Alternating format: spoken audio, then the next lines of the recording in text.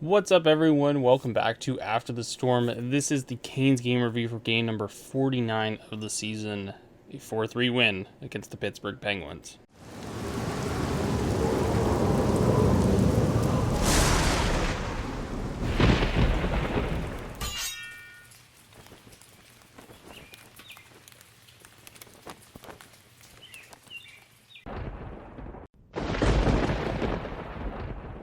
In introing this matchup, Antti Raanta is going to get the start on the first half of a back-to-back against the Metro Division 2 teams. Really, I believe they were tied coming into this game, but I think Carolina's got games in hand. The other end, Tristan Jarry in the net. Ian Cole and Derek Stepan, the healthy scratches for this game. I think Ian Cole's is much deserved. He's been maybe a replacement level D-man this for most of the season, and that's unfortunate because I think we expected a lot more out of Ian Cole, and I'm sure the narrative around Ian Cole will change come playoff time, but for right now he is a bit of a detriment to the team.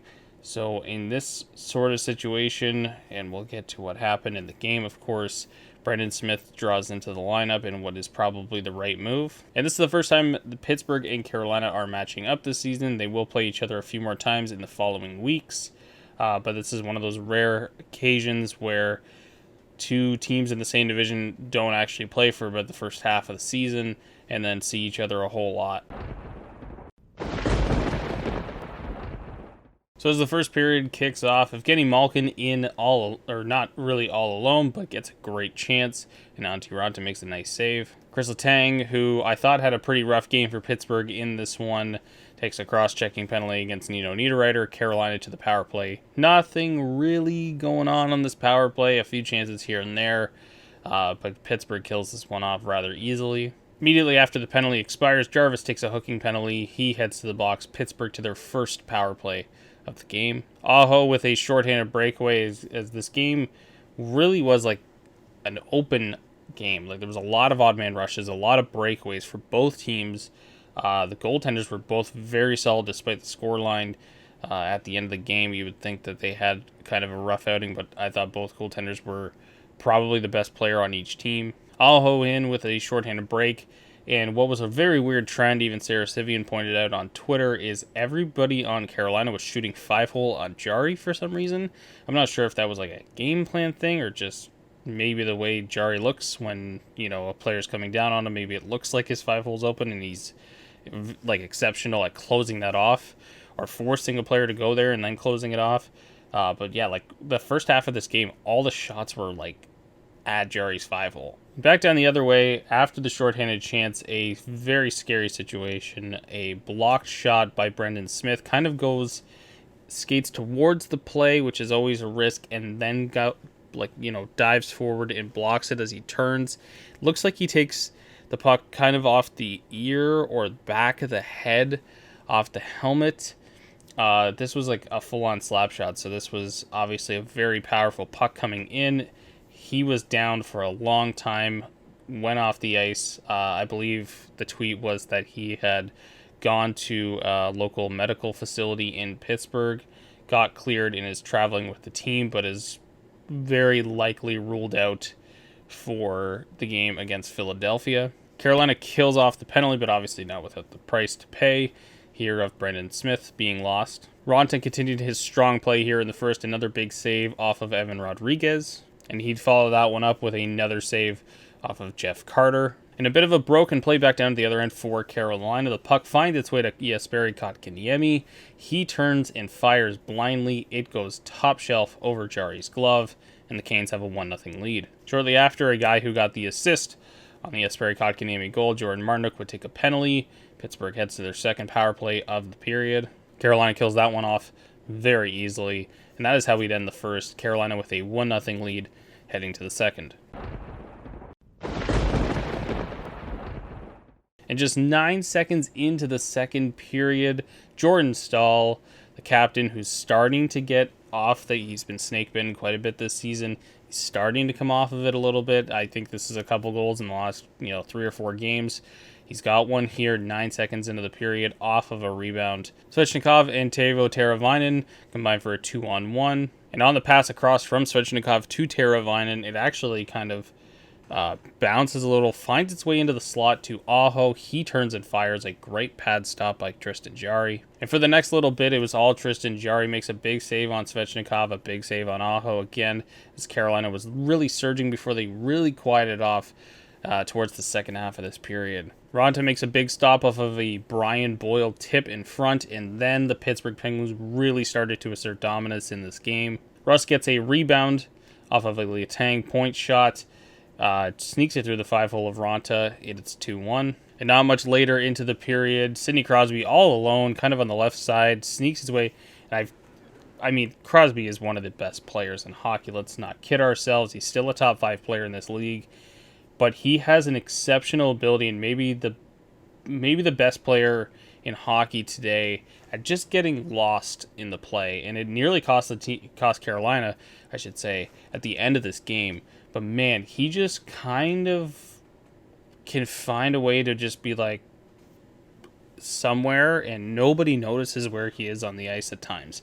And he's exceptional for that. He just, on this play here, he just kind of slides in, around the Carolina blue line, waits for a pass, kind of cherry picking a little bit, but, when you're Crosby and you have the ability to get back to the zone in 2 strides, you can kind of get away with that. But here, he kind of slides in behind. Nobody really notices him. He comes down the left wing, and as soon as he loaded up the slap shot, as being a former Sens fan, I've seen this play a million times.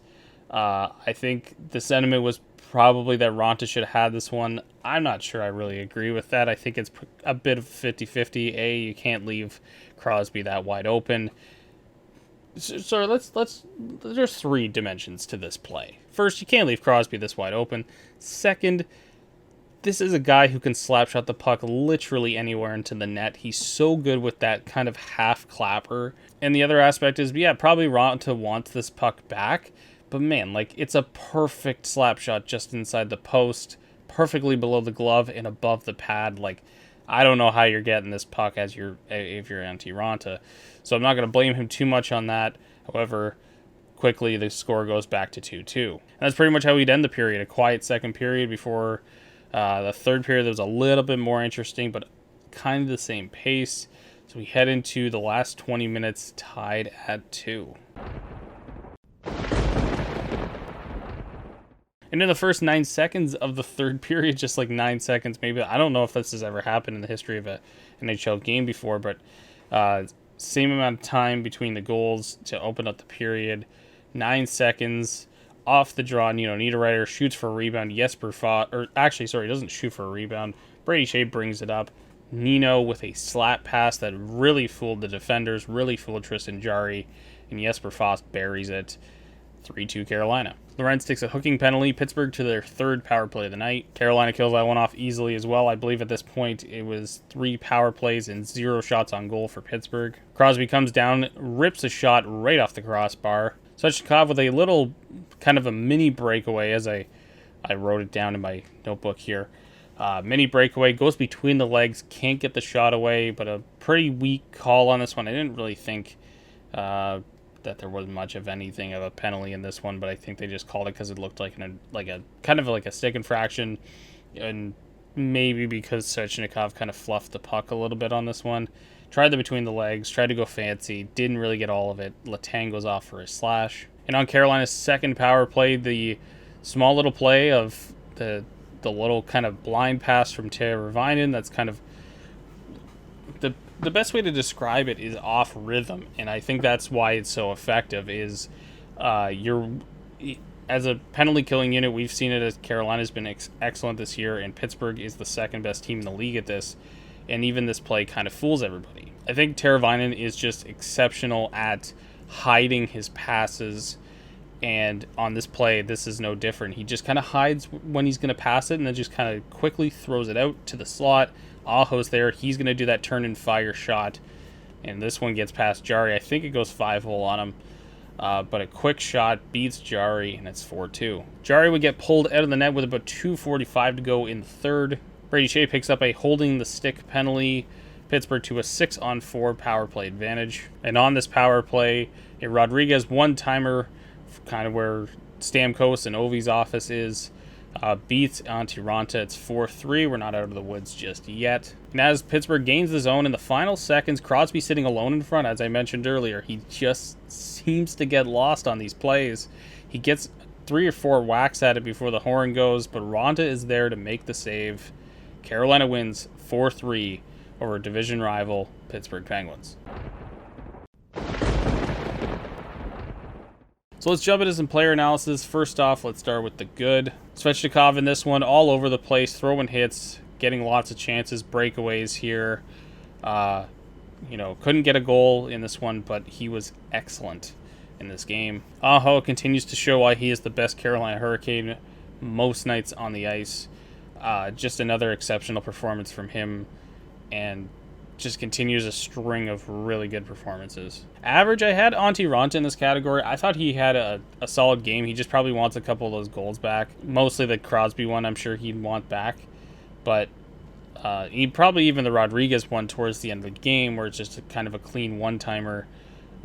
He probably would like that one back. But ultimately, I thought he had a strong game that just gets mired by a couple goals he'd like back. Another one I had in the average category was Ethan Bear, and I'm at the point now, and I know I've said a lot of this, and I made this mention on a previous Canes game review, that it's hard to fathom that they're going to probably trade Ethan Bear over Ian Cole or anybody else really on this roster for the defense. But I'm starting to see why Bear just doesn't fit here. He does have certain games where he's really effective, but he has games like this one where every time he goes and touches the puck or does anything, it's almost detrimental. It's almost off beat of the rest of the team. Like, there was a lot of times where he just took a wrist shot with no traffic in front just to kind of get the puck away from himself in this one. I didn't think he was particularly good in his own end either in this game. And so I am starting to see, I like Ethan Bear a lot, but I just, within Rod's system, I just don't think he works here. And it's the same for a handful of players who have come through here where it just simply doesn't work within the system. Dzingel is one. Eric Holla, well, whether or not that was a system issue or a personnel issue between the two, but I'm starting to see why Ethan Bear is probably the likely trade candidate, because he's likely got the most value of all of them. As for bad players, I didn't have any in this game. I don't think anybody had a particularly bad game. Even as I say all that about Ethan Bear, I still think he had a pretty solid game. Just not. I'm just starting to see the holes that we all kind of questioned if they were actually there early on in the season. So I think a trade will probably happen at the deadline. Probably, maybe it's Chychrun, even though that price is very, very high in Arizona. But I could see a trade happening with Bear going the other way, and I wouldn't even really fault it at this point. Anyways, as for a member of the Penguins, I'm going to highlight Tristan Jarry is the one I'm going to highlight. I can recall, a year ago so when we're coming out of the playoffs, and everybody was of the same mindset that like this duo of Jarry and DeSmith for Pittsburgh was probably going to be, the downfall of the team. Jarry had an extremely rough series against the New York Islanders, but he's really recovered this year. He's playing extremely solid. Maybe that's a change in goaltending or philosophies, or a skills coach, or a mental coach. That's probably very key with goaltenders these days is the mental aspect of the game. But he has recovered nicely. He's giving Pittsburgh some really solid goaltending with really solid numbers. I think he's over .920, and that's going to spell trouble for a lot of teams in the playoffs. So anyways, guys, that's going to do it for this episode. Thank you so much for watching. If you liked today's video, give it a thumbs up down below. Hit that subscribe button as well. Helps me out considerably. Hit the notification bell beside it as well. Get these videos as soon as they upload. And as always, guys, I'll catch you on the next one.